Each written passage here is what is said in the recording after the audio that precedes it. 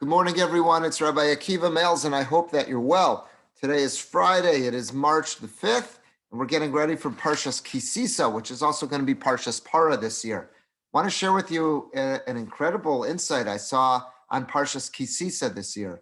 Parshas Sisa begins with the story of the Egel Azav. I shouldn't say begins. It's in the second Aliyah, very long second Aliyah. That's where we see the story of the Egel Azav, the golden calf that Klal Yisrael mistakenly built when they panicked, when Moshe Rabbeinu did not come down from Har Sinai when they thought he should have.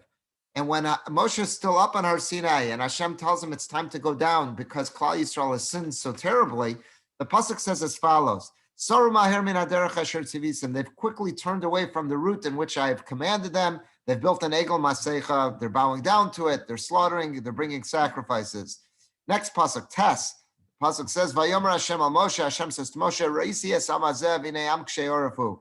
I see this people, and I see the very stiff-necked, very, very stubborn people. Yata anicha li, leave me here.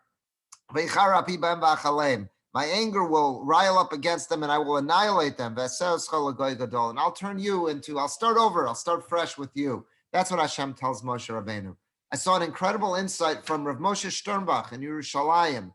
He points out it's incredible. What does Hashem say to Moshe? Hashem tells Moshe Rabbeinu, Klal Yisrael has sinned terribly with the Egel Azav, and he doesn't say, therefore I'm going to destroy them and start over again with you. He says there's one more detail.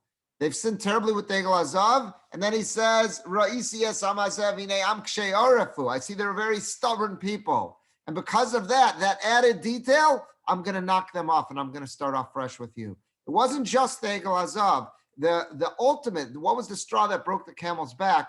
Was HaKadosh Baruch Hu saw what kind of a stubborn, stiff-necked people we are. And because of that, we were worthy of being destroyed. And Hashem was going to start over with Moshe Rabbeinu. Finally, we know how the story ends. Moshe, he davens and he pleads with HaKadosh Baruch Hu to give us another chance to spare us. And thank God that ended up working. But Rav Moshe Sternbach points out as follows. Look at that midah. Look at that character trait of being stubborn. Look how terrible it is. And look what it almost caused. HaKadosh Baruch Hu was not ready to destroy Bnei Yisrael and start over again with Moshe just because of the Egel. It was the Egel plus this concept that we were so stubborn. What does that mean? Because when someone is such an akshan, when someone is so stubborn, it's impossible for them to ever right any wrongs. It's impossible for them to do any adjustments in their life. Who could approach them and say, hey, I think you may have assessed this situation incorrectly. You may have done something wrong. Here's a way that I think you can improve. And let's work on this together. If someone's in action, if someone is so stubborn and stiff-necked, it's impossible. A person's going to be set in their ways and they're never going to be able to correct him or her. And such a person like that, there's just no hope for. But again, an Egel Azav alone, who says, okay, we can get the person back on track. But once you factor in that someone's an akshan, a stiff-necked person, boom, that's terrible. It's just impossible to work with someone like this. And it's such a reminder to us about what kind of a terrible midah it is not to be flexible, but to be so stubborn and set in our ways. It completely makes it that we can never improve. We can never do any course correction. And listen to what Rav Sternbach throws in at the end here. He says, "V'shamati mipi Rabbeinu HaChazon Ish Zatzal." He says, I personally heard from the Chazon Ish, sheyatz benyan shiduchen, that he gave advice when it came to shidduchim. People are asking all sorts of questions.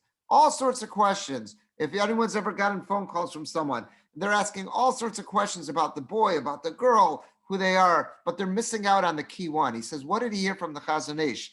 He says, he told me when it comes to shidduchim, sheyivareru kodem im echad staden akshan betchunosav. It's important, it's absolutely crucial to find out, is either party an akshan? Are they absolutely stubborn and stiff-necked? That is the character trait that has the potential to create the most problems in the family life that will be created. If someone is such an akshan, if someone is so stubborn and stiff-necked, the smallest disagreement could turn into a split that just cannot be rectified. Someone